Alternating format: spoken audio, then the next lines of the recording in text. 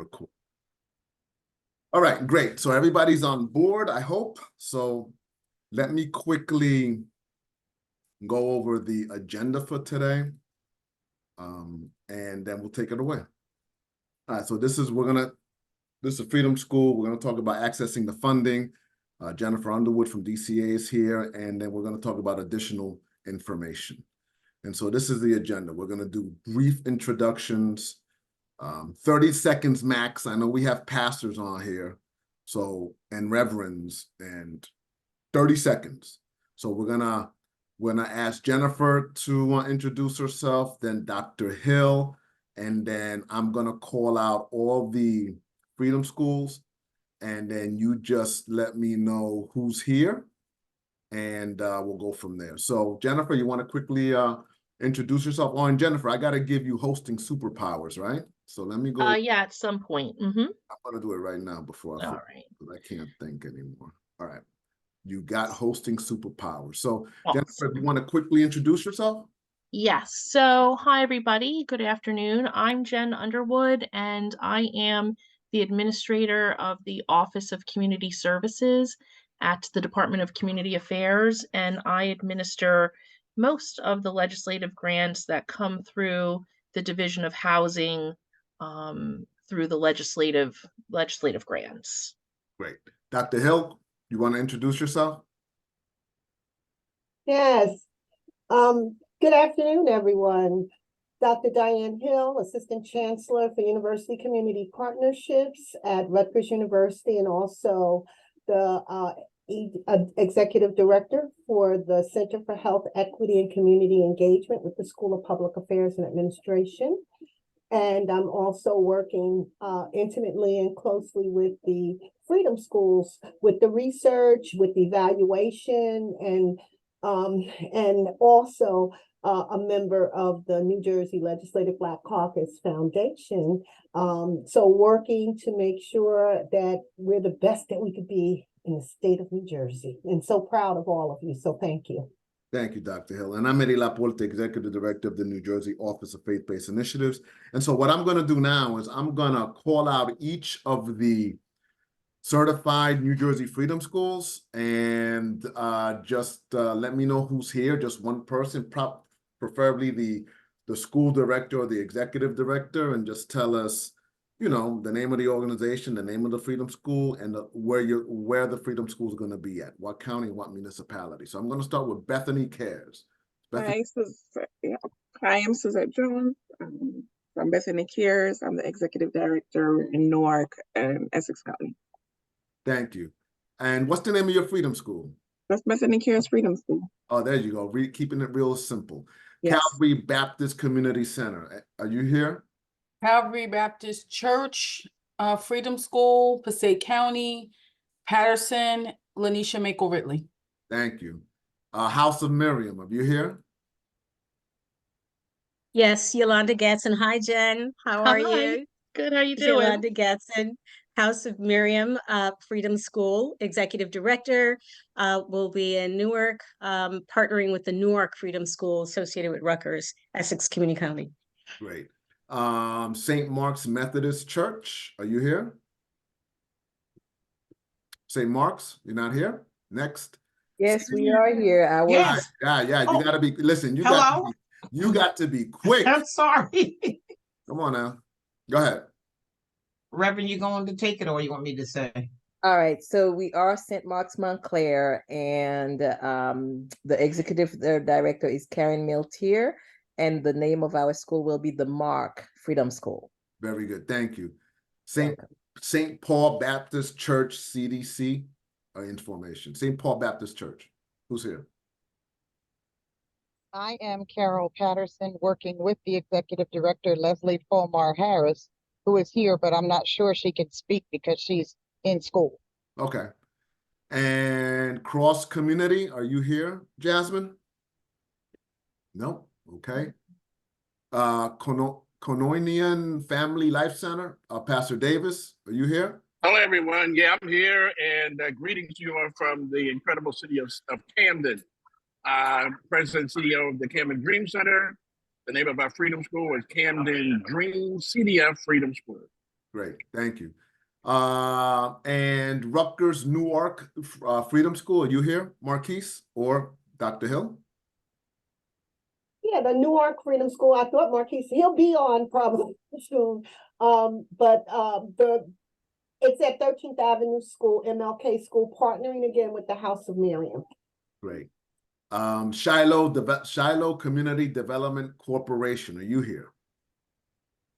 Yes, we are. Hi, everyone. My name is Sandra. The Executive Administrative Assistant to Reverend Darrell Armstrong. He is the Executive Director for the Lenora M. Green Freedom School in Trenton.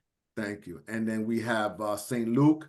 He's traveling. And so I just want to, before I bring on Jennifer, this is the contact information of all 10 Freedom Schools that I'm going to share with you after the call, so that I think there's 4 in Essex, 2 in Mercer, 2 in Passaic. Some of the schools in Essex are literally down the street from each other, so there's going to be an ample opportunity for partnerships moving forward. And so thanks for jumping on board. And Jennifer, take it away. All right, so I am going to share my screen. I have a little PowerPoint today.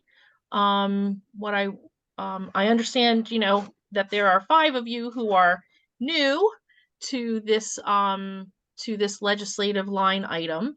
So I wanted to take you all through the SAGE process, through the application, and a couple other nuggets, hopefully that you'll learn a few things today.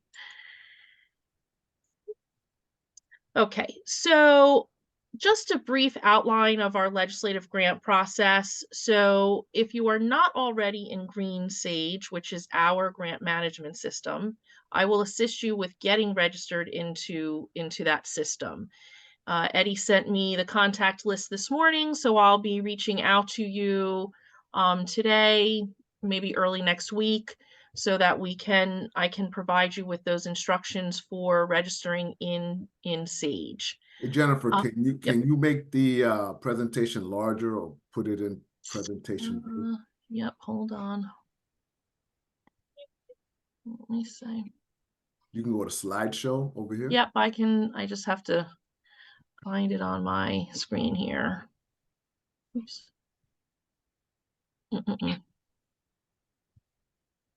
This bar is in my way. Here we go.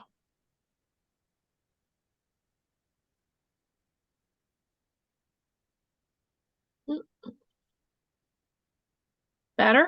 Yep. Okay. All right. I'll just slide you up here again. Okay, so once everybody's registered in Sage, and for the 5 of you who are already repeat customers to this legislative grant, your applications are already ready and available for you in Sage. The other 5, once you are registered in Sage, I will be able to attach your application to your agency, and then we'll open your application and you can begin working on the application.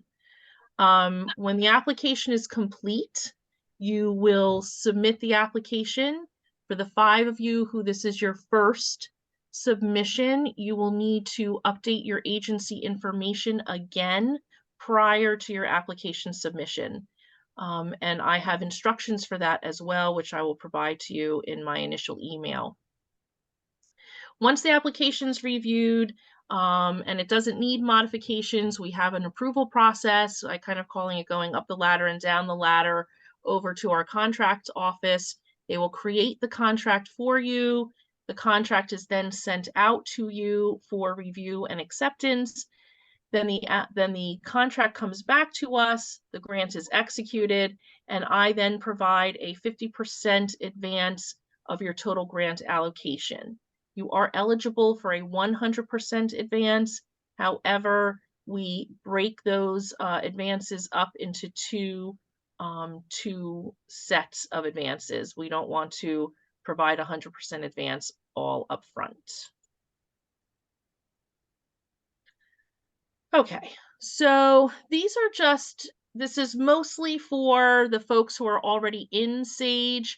because the agencies who are new, you will automatically need to review this information and you're going to be entering it for the first time.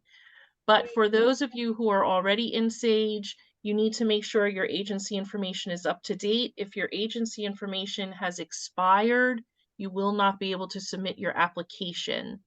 We want to make sure that your current list of staff, so those agency contacts in Sage, you want to make sure that they are up to date and correct. All of that information is current. If you are an agency that is a repeat, if you had an audit that was due to DCA and it's due now and you haven't submitted your audit, you would know if you need an audit. It's in your task list. I suspect most of you don't need an audit at this point because you haven't expensed most of your funds. But if you do owe an audit to DCA, please make sure that you've submitted it. Otherwise, Sage is locked out for you. Your board list. You are to enter your board list into Sage, and I have some screenshots later on about how to do that, but please make sure that your board list is current. And your vendor number. This is probably the most important thing on this screen right now. Your vendor number, this is how we pay you. So please make sure that you have an NJ Start account. If you do not have an NJ Start account, you will need to create one. And this is the vendor number that you receive through NJ Start, and it is how we connect you to your payments coming out of Treasury. So please make sure that information is up to date. If you want direct deposit, you need to make sure that you indicate that in your NJ Start account. And is your charities registration current? You need to make sure that you are current with charities registration so that we know that you are an agency in good standing. So this is just a little reiteration of what we had already talked about, but if your agency update or your audit are past due, Sage is locked. You cannot do anything. If your vendor number isn't correct, if it's old, if it's, if your NJ Start account is expired, I'm not sure that happens, but we do have difficulties sometimes. Vendor numbers, I don't know what happens, but there seems to be an issue. And so please, I'm begging you to please go into that NJ Start account that you have and make sure that everything is correct in that account. And again, if your charities registration is not current, we cannot. Agencies may be exempt from charities registration. Make sure you have that exempt number available that will be needed for your Sage registration. So after years of experience of reviewing applications, I would say that the most difficult piece is the resolution. So the resolution is a requirement for all of our applications. We must have a resolution to go to contract. So if you have a final resolution, you can upload that to your application. Again, I will have screenshots for applications that we'll look at later. But if you don't have a final resolution, you can upload a draft, but you need to provide that final resolution prior to us going to contract. Please don't remove the language. We do ask you to use our DCA resolution. It's much easier for our contracting folks. But if you are going to use your own resolution, please make sure that you have the language in the resolution that says that you can accept an amount of a greater or lesser value. Please do not remove that language. It needs to be in our resolution. The resolution can't be submitted as a JPEG. It must be a PDF or Word document.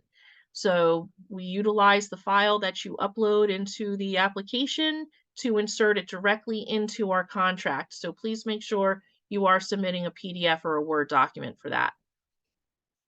And then the certification pages, we seem to have a lot of issues with that. All of the items on the certification page are required with the exception of the debarment and lobbying. These are state funds, so you do not need to complete debarment, and lobbying. All the other uploads on the certification page are required. Please make sure that you indicate your service area, and on your other sources of funding, if you're receiving other funds to run your after-school program, we would want you to put that information on that other sources of funding page. And Schedule A personnel, it's like a math problem. We just want you to make sure that the percentage of hours worked is greater than or equal to the percentage of salary you are asking from the state. In other words, if you have a staff person who is working 50% of the time on the program that and you want to use these grant funds to pay for their salary, you cannot ask for 100% of their salary to be paid for if they're only working in that program 50% of the time. And you'll see what I mean when we get to our screenshots. So this is kind of just a kind of best practice. We want to make sure that your components and your objectives, your scope of service, all the things that you're talking about along with your budget, we want them to match each other. So we want you to talk about the program that you're going to be running through this legislative grant, and it should be consistent all the way through. So if your agency does other things like, I don't know, English as a second language class, if you're running rental assistance or LIHEAP or something of that nature, we don't want you to talk about that in this application. We only want you to focus on the programs that you will be providing through this legislative grant, okay? So this is a screenshot of Sage of what your application will look like. So so this is when you're in Sage and you have your application up and running. We always recommend that everybody start on the left-hand side of the application. And so this is the list of pages that you will complete that are located again on the left-hand side of Sage. We want you to start at program components, then you can complete service areas, program description, project objectives, and then scope of service. This is a screenshot of what your program components page looks like. It's not open here because there is no component in this application. So you can have multiple components. I suspect that you all probably will just have one component because you're running an after-school program or a literacy summer program, or perhaps both. You can put that under one component, or you can list each program separately. It is up to you. Again, we want you to just be consistent when you're naming the components. You know, if you want to name each item separately, you might say literacy after school, literacy summer program. You know, just make sure talking about. Here's a little piece of advice. If you have entered a component and then you have that line item in your budget, and then you need to edit or delete the program because you want to call it something else, or you want to just change around what you have done, you need to zero out your budget and then you can delete your component. But if you haven't put anything in the budget yet, you can edit and delete components at your will. This is a screenshot of the service area page that you will complete in Sage. For those of you who have specific program areas, if you are town specific, we would want you to come down here, you would identify the county. So say, so we have Camden here. So you would click on Camden and then click on list, and then it will list out every town in Camden County, and then you can identify which towns in Camden you're serving. Same goes for if you are countywide, you would click on the top portion of this service area and you would just click Bergen, and then click add, and then it will add the county to your service area. So we do want you to be specific about your service area. And then program description, this is something else that we really need you to follow the directions for. On the left, on the screenshot, you can see that it says, you know, this award will provide funds, ... You need to start your sentence with either a lowercase 2 or 4. We don't want you to use the word provide again. This is a sentence that gets scooped from your application and gets inserted into your contract. So please try to only put in one sentence here. This space is pretty limited character-wise, so we do want it to kind of be as short and simple as it can be. But again, please make sure you're starting the sentence with a lowercase 2 or a lowercase 4. And here's a screenshot of the objectives. And again, there's nothing in here because I took this from an application that hadn't been started yet. So when you're thinking about your project objectives, we want you to think about the being SMART. So in other words, your objectives should be specific, measurable, attainable, relevant, and time specific. So we want you to think about, you know, how are you going to measure the objectives that you're providing? What is the objective you want to reach? Is it attainable and is it relevant to your program? And in this case, you have a begin and an end date for your grant. So we would want you to specify that time frame. So the scope of service, this is a narrative. Again, it's pretty limited in Sage character-wise, so we definitely want you to be as specific as possible, but definitely talk about what type of service you're providing. Please describe it. You know, is it 3 days a week, 5 days a week? Is it does it span 12 weeks? Is it 12 months? You know, what is it? What is it that you are doing? If you are using a subgrantee, we do want you to identify that in the scope of service. That's always helpful to us. You know, really, we want to hear about your staffing ratio, how many people you were expecting to serve, all of those things. Think about the who, what, when, where, and why. And that should be what is included in your scope of service. And that is all of the pages on the left-hand side. So then we move over to the right-hand side of your Sage application. And these are the pages that you'll be completing on the right-hand side of that application. So the one thing about this statement of board president, you're going to see two options in your application because this is standard. This is a standard form for all of our grantees, regardless of what your funding stream is and what type of agency you are. So you're going to see two options, statement of board president or statement of mayor. Statement of mayor is really reserved for those governmental agencies that are applying for a grant. So think about, you know, our towns, our counties. Those are the agencies that are utilizing statement of mayor.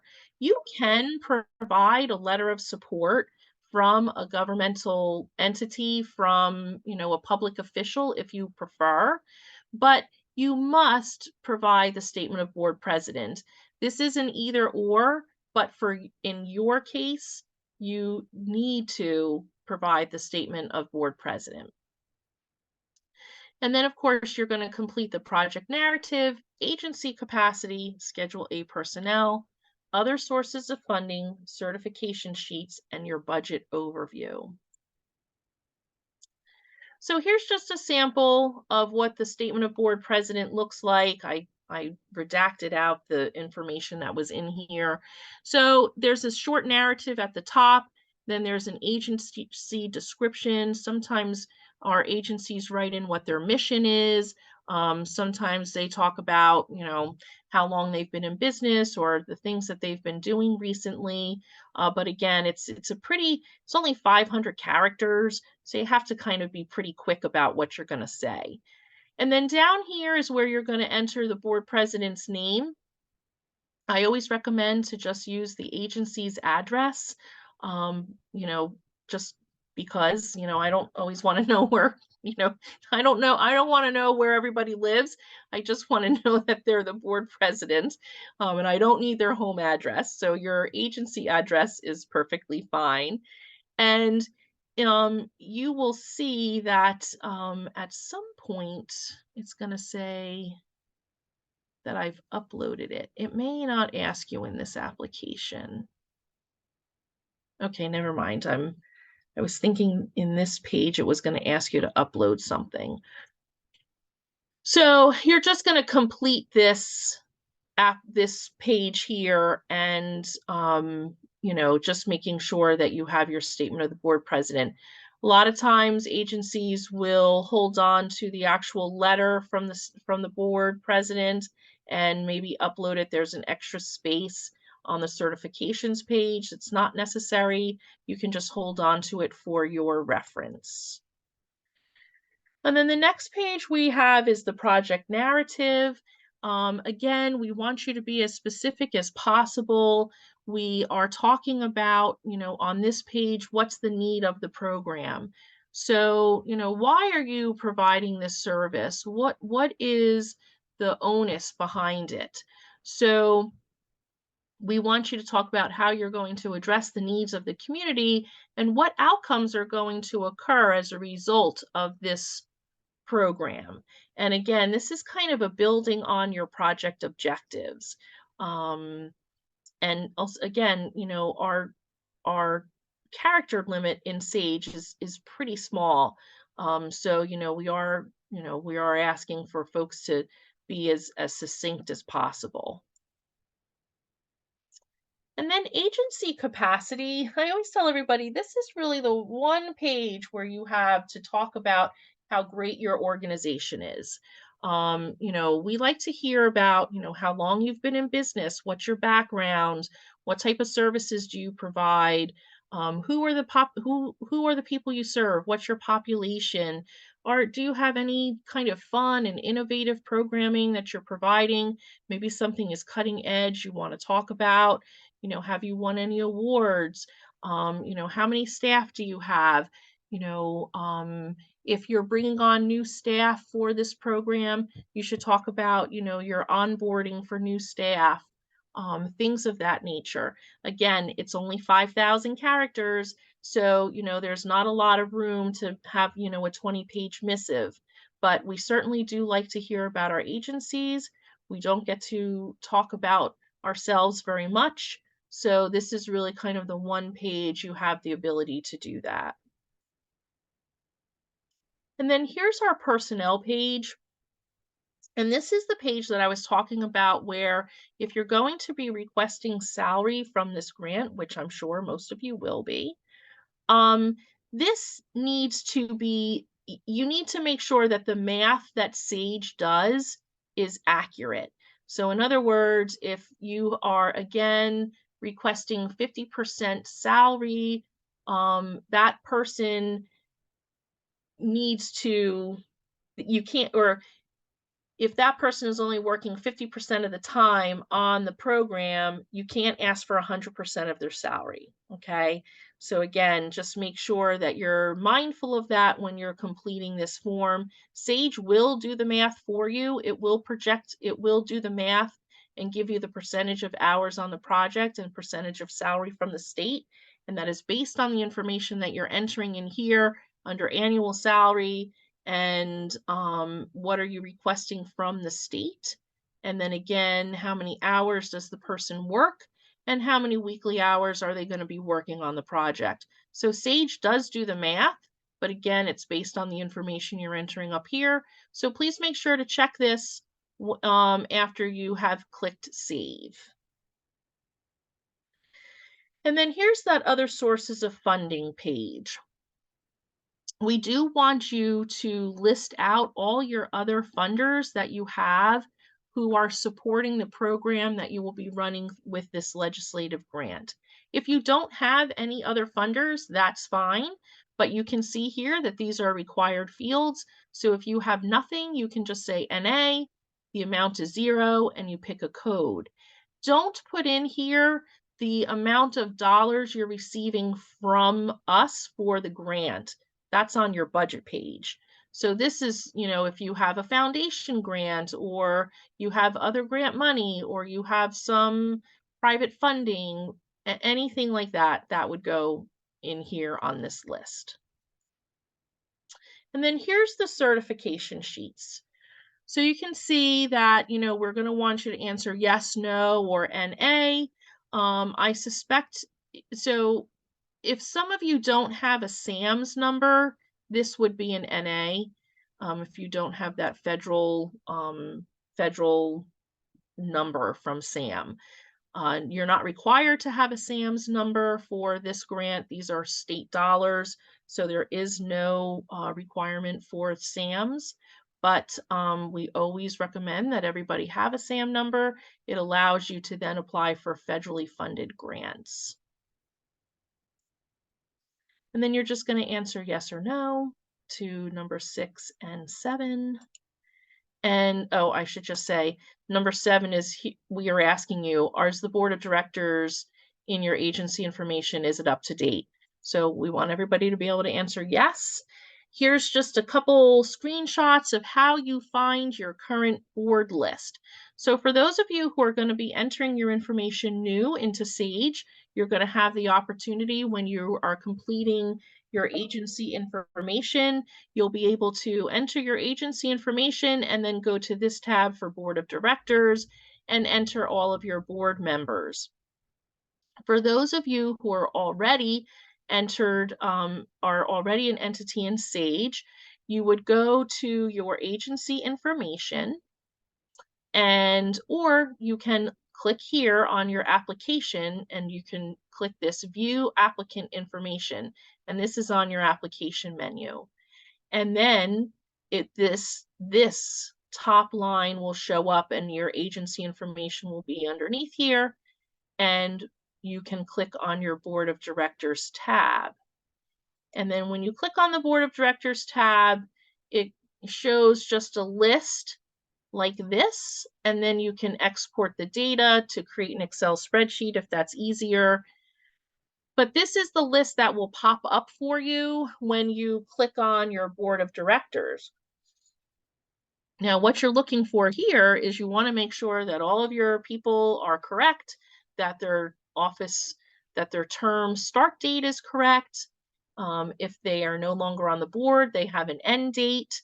You can see this information is quite old, but you want to be able to make sure that this is current, that you don't have, you know, that you have all of your slots filled and they are, the information is up to date.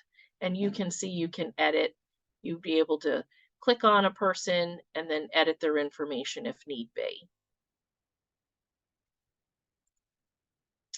And this is the bottom portion of the certification sheets. Again, everything is needed on this page with the exception of debarment and lobbying. This is because this is state funding, so we do not need these 2 items. So you're going to click NA, and then in here for resolution, IRS determination letter, your organizational chart, and your application cover page. This all needs to be uploaded to this application. And remember when I said the board president, sometimes our agencies will upload the board president's statement, and you can upload that here. We have 2 extra slots down here at the bottom for additional information. But these items are 100% required for this application. This is just a sample of the resolution, and I do want to call your attention to, oh, you can't see it on this screenshot, but on this screenshot, there's a couple other things next to here, but you can click on this hyperlink here and you will be able to download the resolution. And that is again, the DCA resolution. If you are not going to utilize the DCA resolution, please make sure that all of the language that we have here in this document is included in your agency's resolution. And this is, again, it's kind of like a close-up of this bottom portion of the resolution. So during COVID, we were having difficulty, obviously, getting real life signatures. So we do accept AutoPen. And if you just have your board secretary sign the resolution, you do not need a notary. We do have some agencies who do both, but we just need one or the other. Now, please also take note that the person who's certifying the resolution down here should also not be signing up here. So typically, the person who we want to sign up here is the executive director. They are the person who is responsible for accepting the grant in Sage. So that's really the only signature we need here. And then down below, we need that board secretary to certify the resolution. And if you wish, you can have a notary also notarize the document. Oh, I was ahead of myself. So again, you can have the resolution signed the usual way, and we do take AutoPen. We understand we're in a virtual world now, so the signatures are not always made pen to paper. And then here is a picture of your budget overview. So again, nothing is in this budget right now. Nothing has, but to start the budget, you would just click on this green hyperlink, and then you will have a variety of program and admin categories to choose from. So on the next slide, I just have some information regarding the budget. We understand that the budget is a projection. I would be remiss if I thought that the budget you're submitting today in the application is 100% down to the penny what you said it was going to be. So again, it's a projection. You can revise the budget as many times as you need. There is no requirement that you can only have 2 revisions or 1 revision. So please don't worry about that. Again, it is a projection. We do know that you will have administrative costs. We're hoping that you can keep these costs at or below 10% of your total grant allocation. When you are putting the budget together, we do like to see all the administrative costs under the administrative category and not throughout the budget. So in other words, you might have administrative cost salaries, and then you might have some administrative costs in a program, but we don't want you to say, oh, our program is after school, and then there's a line item for admin. We want you to keep all the admin costs together in one category. The budget lines are pre-populated based on what you entered under the component. So if you have one component, you'll have one hyperlink that you'll click on, and you will add all of your program costs and administrative costs. So, oh, and I see I have a mistake here. So your salaries allocated in the personnel sections, we do want that to equal the % of the funding from your legislative grant, not your CSVG grant. But so in other words, if you have calculated that you're going to have $100,000 in salaries, obviously that's what we want to see in the line item, and that's what we're going to see in your Schedule A personnel. Just one other caveat on the Schedule A personnel. We don't need you to list every single person who will be charged to the grant. So perhaps if you have teachers who are being charged to the grant, in that Schedule A personnel, you might say that the position is teacher, and then in parentheses, you can say 4 or 2 or 3, and that's how many staff teachers you have that will be charged to the grant. And then you can calculate from there what the total cost of the teacher salaries are, and you know, what percentage of that salary is charged to the grant. So for this FY24, there are 10 of you. The line item in the budget is $2 million. This is a even split amongst the 10 of you. So each of you will receive $200,000 for this legislative grant.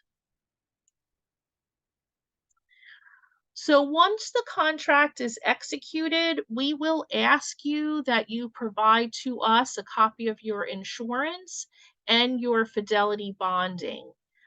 Your audits are due as our auditing department determines they're due. A lot of it is based on your agency fiscal year and how much money you received through the legislative grant.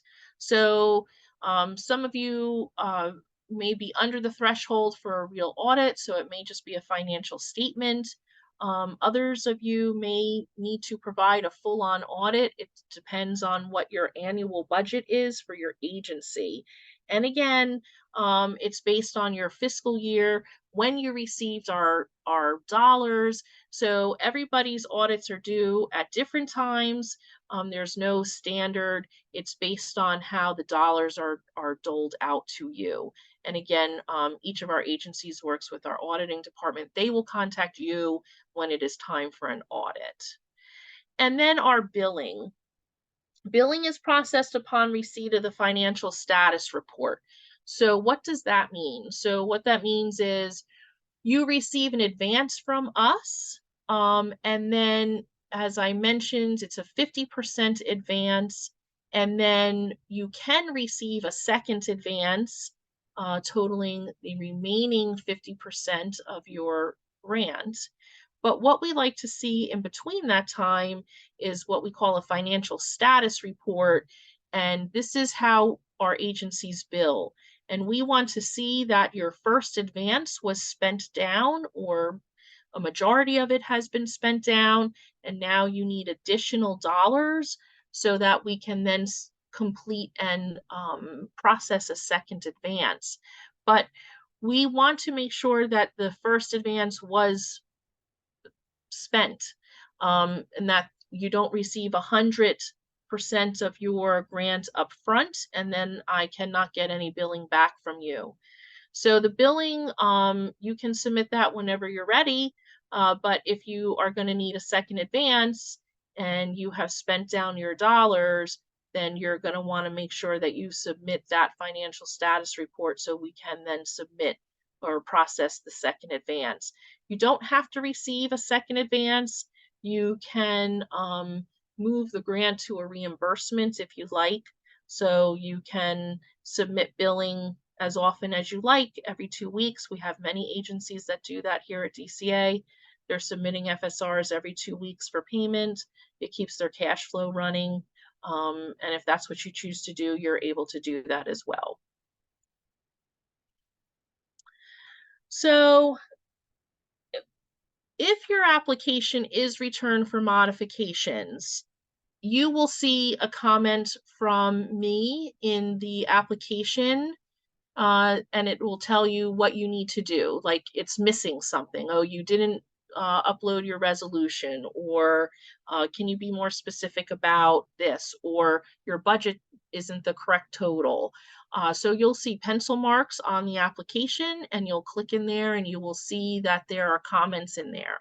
Once you have completed your portion of the modification, if you could respond with a comment, but then you also need to remember to resubmit the application. I get a lot of people who say, oh, I resubmitted my application and now it's not anywhere. And when I go in and look, I see that they haven't actually resubmitted. They completed the comments and they completed the modifications, but then they never resubmitted the budget or resubmitted the application. So please make sure you do both. You put a comment in the comment section, and then you're also resubmitting the application. So our progress reports are based on the state fiscal year quarters. Now, this is where things always get a little wonky because your budget technically began on July 1st of this year. The problem with that is that I can never have 159, I had 159 items in the budget this year. I can't have all of those application frameworks up at the same time. So while your budget, you are able to bill back to July 2023, we know that you do not have a contract and you didn't get a contract on July 1st, 2023. So when you see your contract and the contract is executed, you will see that it has a start date of July 1st, 2023. That's just because that was the start date of this year's fiscal year. Now, some agencies can and will bill back to July 1st, 2023. They may have run a summer program. They may already be running an after-school program, which these dollars are supporting. So you will be able to bill back and capture those costs. If you didn't start a program yet, that is okay. You will still see that the start date of your contract is July 1st, 2023, and I will set up quarterly progress reports beginning on July 1st. Now, if you didn't run programs, you're going to upload a progress report that says, we didn't have a contract and we did not provide services. It's okay. We all know you did not have a contract. But you will see that these are your quarterly reports. Now, this says to June 2024, which I recognize is just a little over 6 months away. For a lot of you, you're not going to spend that $200,000 between now and June 30th, 2024, nor do we want you to. We want you to spend the money for the programs as they were put forth. We don't want you to just spend the money to spend it. We want you to spend it on programming. So you will be able to extend this date, and I will extend it automatically with the contracts as they come out. But I just want you to be aware that the legislative grants mirror the state fiscal year. So automatically, though, your contract is going to go back to July 1st, 2023.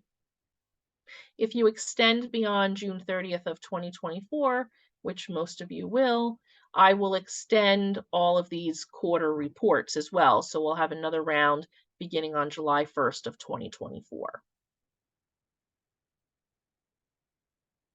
So the quarterly reports, I don't have a standard format because our legislative grants run the gamut. I have construction projects, I have historical preservation projects, I have a lot of different categories in that legislative grant umbrella. So what I do ask is that each of my agencies upload a Word document.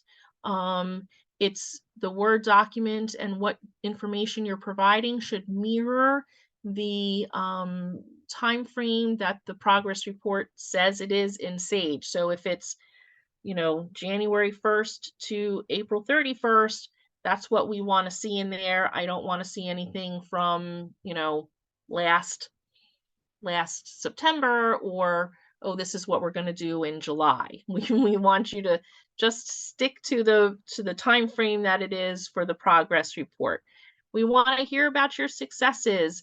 What have you done? How many people did you serve? Were there barriers?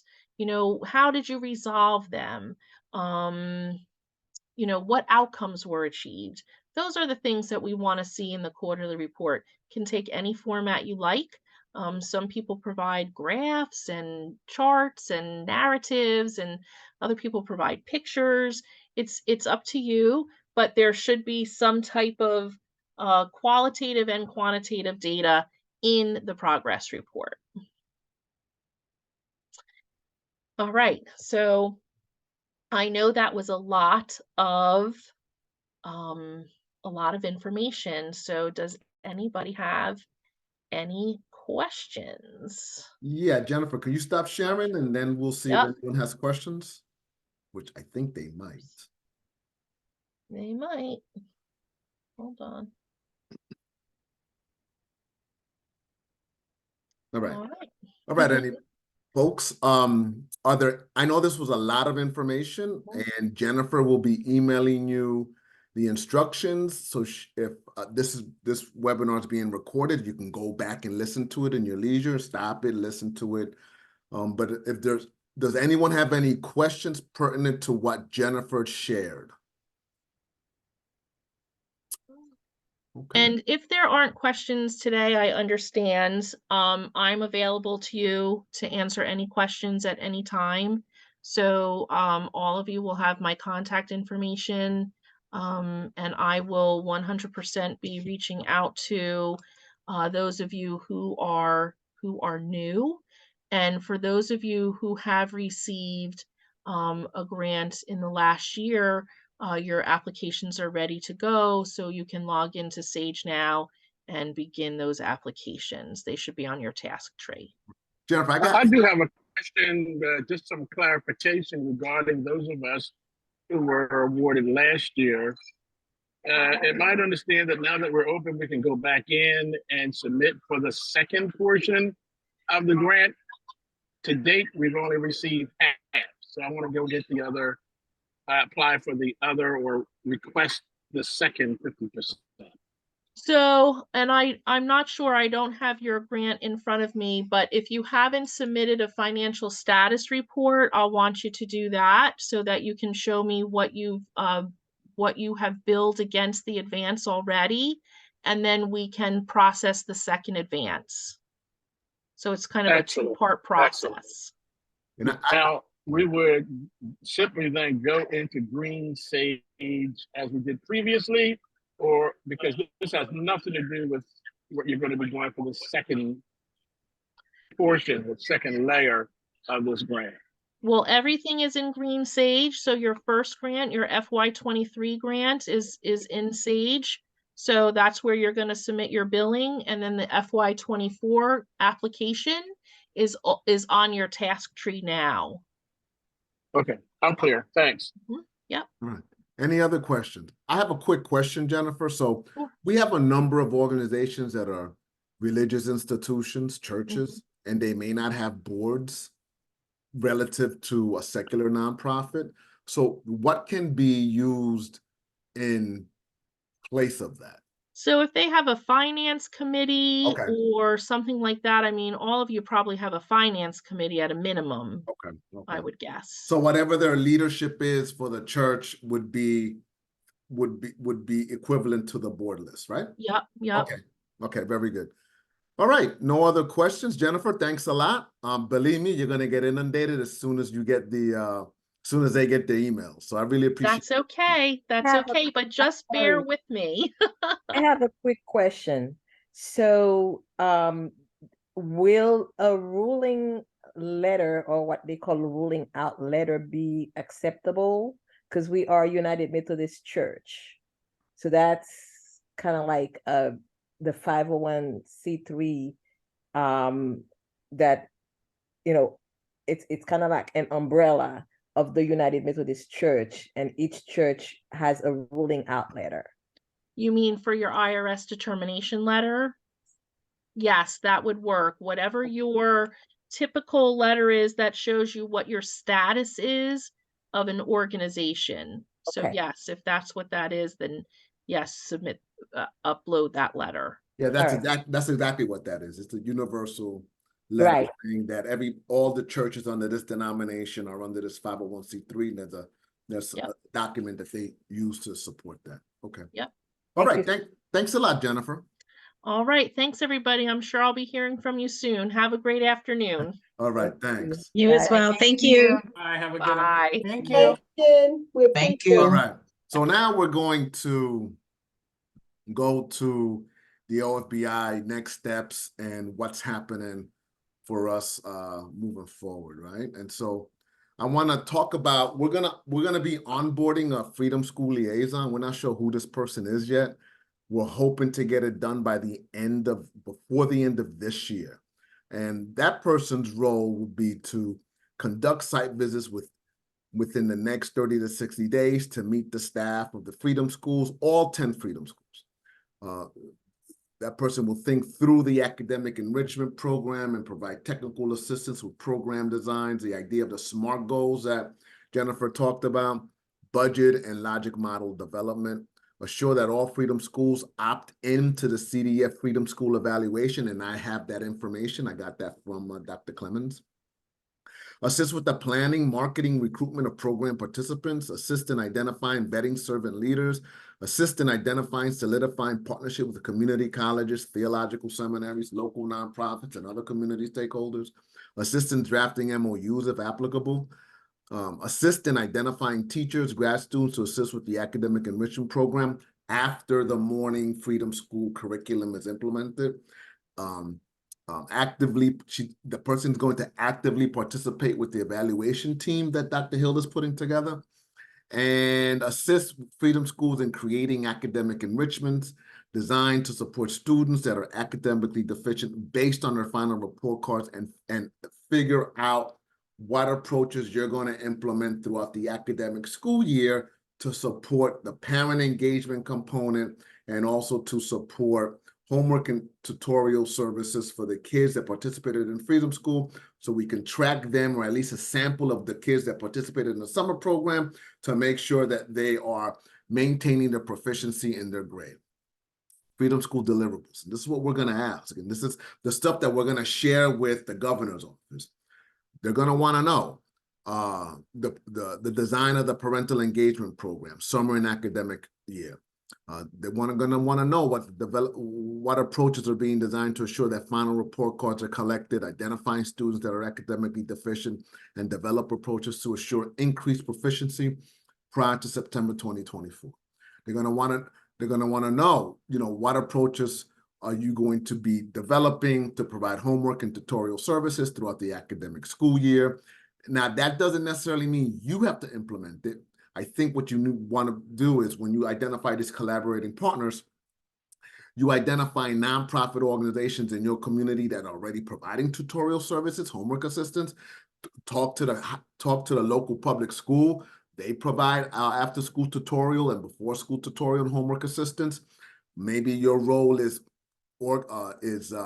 scheduling and coordinating that your Freedom School kids, along with the parents, know that they should be participating in this, because that ultimately is going to impact our data that we're going to need to support the continual funding of this program moving forward with the legislators.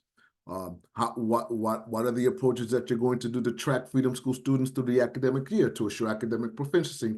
And you're all gonna have input and say in the evaluation committee as they begin to develop the evaluation protocols to create the 10 different models in the state of New Jersey, and how those models operate.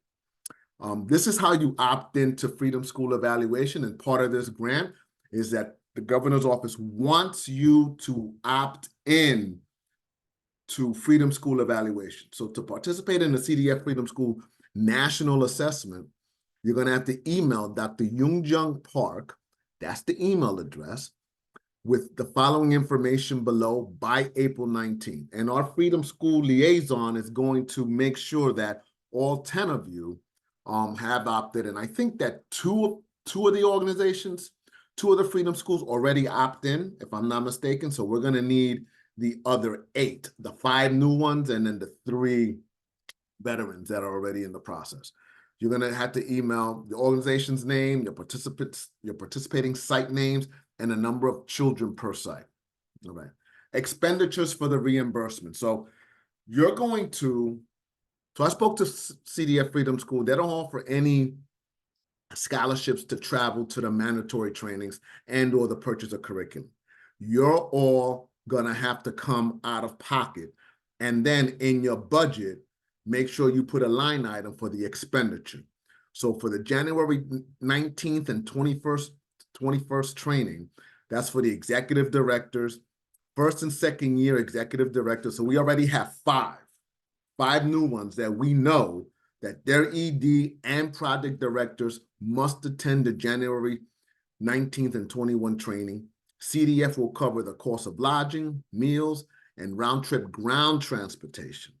airfare, you're gonna have to put that out of pocket and get reimbursed. The same thing for the curriculum. Now, this money that you're applying for, that you're gonna be getting, you're not getting it. It's not gonna happen before March. It's gonna, because Jennifer has, I think she said 59, 69 different line items that she has to manage. And so, you know, they're now coming through the pipeline. And so the curriculum purchase for the 5 new ones anyway, it's $285 times 30 students, comes out to $85.50. This includes license to operate the CDF Freedom School model, the banner, reading curriculum guide, books, and program evaluations. So you need to, you're gonna have to come out of pocket, but you know that it's coming back. Then there's a March training for servant leaders on March 21st to the 24th. Now that will be fully virtual. All first and second year site coordinators must attend live. So there's another training that you're gonna have to pay for transportation to get out to Tennessee. All right, let me stop here. Any questions?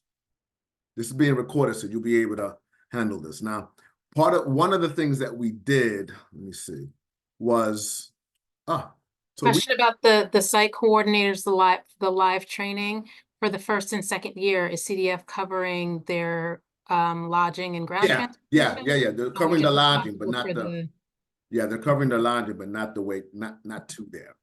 All of this is explained in your, because you all received the onboarding packet. So you guys should read that, underline it. Our Freedom School liaison is going to memorize that, hopefully, so that he or she understands what exactly is being asked of you. So you see, not this, so you'll see, so the Freedom School liaison is going to work with you on thinking through what your budget is. And this is going to be, this is a budget template that I'm going to email to all of you, along with the Freedom School contact list. It'll be in the same spreadsheet. And the Freedom School liaison is gonna help you think through what your budget is for the $200,000, knowing that you're only gonna receive $100,000. So you might want to think about doing one budget for $200,000 and then doing another budget for $100,000 and what those expenses might be. Under consultants, you'll see it says evaluation. We've had this conversation in the past. All 10 Freedom Schools must set aside $10,000 to be used for evaluations that are going to be created by Rutgers University, its evaluation subcommittee, and we're in the process of talking about that right now and figuring out what the deliverables are, so you'll have a better idea what that is. So this is all due on the 19th of January. But if you can get it to us sooner, that'll be great, just to help you think through what this is all about, all right? There's also a program design, a project design template that we're going to be sending you so that you all can begin to think through what your design is after the morning session of Freedom Schools. Like, what are you going to do in the afternoon? How are you going to create lesson plans for Eddie, who's failing horribly in 3 classes? And what are you going to do to make sure that he's in a better position by the end of the Freedom School, so when he enters school in September 24, he has a pretty good grasp of the knowledge that he was deficient in? And then what is your parent engagement going to look like? What approaches are you going to be providing? What referrals will you be able to provide? And we're going to help you think through all of that. All of this information is going to then be shared with the governor's office, because they want to make sure that they're getting good results from the money that they're giving to all the Freedom Schools. And I also want to say this. For the past 15 years, the state has never supported Freedom Schools. Not one penny. Now you 10 have the opportunity to provide the data that Assemblywoman Sumter needs, that the governor's office needs, that other legislators are going to need to be able to support continuous funding of Freedom School moving forward. It's up to U10. It's not up to me. It's up to U10. And so, you know, there are organizations in here that have done Freedom Schools, never received funding, raised capital on their own, and implement the Freedom Schools. So I want you to think about what is the best use of this funding moving forward. Does it make sense to scale out, right? To scale out, to grow your Freedom School, if there's no guarantee that funding will not be available at this level beyond 2025, right? And then what injustice are you doing to those students when you're not going to allow them to participate because you don't have the money to purchase enough books? So the Freedom School liaison, myself and Dr. Hill are going to help you think through all of this before you upload whatever information you're going to upload to DCA to bring this money down and implement the project. The 5 Freedom Schools, the 5 new ones, got to have at least 30 students. Got to have a location that has outside activity stuff so they can have recess. It's got to be ADA compliant. It's got to have air conditioning. It's got to have Wi-Fi. These are all the things that the Freedom School Liaison, the Office of Faith-Based Initiatives, Dr. Hill, and the governor's office are really going to be keen on moving forward. All right. Any questions? No questions? All right.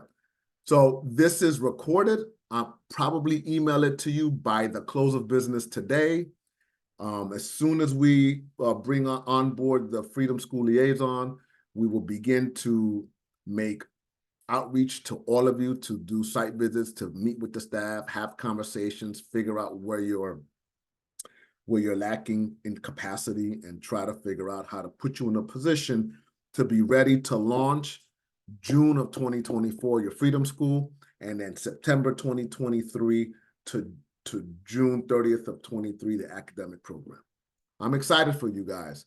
You guys are going to be, we had the 5 that were the original road warriors, and now we got 5 other road warriors, and you guys are going to blaze the path for the next 10 Freedom Schools. So I'm excited for you. I'm excited for what you bring. And I'm also excited because you guys are going to move the legislator from believing in the promise of Freedom School to knowing the promise of Freedom School. So Dr. Hill, before I depart, you have anything to say? No, just to say thank you again to all of you that started this process with us, the first 5. Amazing, amazing work. And we're just so glad to be working with you and excited about the next level. And so are so many other people excited to hear about the next level. And then those of you that just came on, congratulations and thank you. And we're looking for bigger and better things so we can spread this throughout the state of New Jersey. And you are the best. So thank you. And if I don't see you again, all of you, happy holidays and enjoy it. And thank you again. Yes, happy holidays, everybody. Take care. If you have any questions, between now and whenever you get the email from Jennifer Underwood, I put my email information in the chat. If I don't have the answer, I'll reach out to Dr. Hill. If the Freedom School Liaison doesn't have the answer, we'll figure out the answer and get it to you. I'm looking forward to working with you. Take care and have a good day. Bye-bye. Thank you. Goodbye.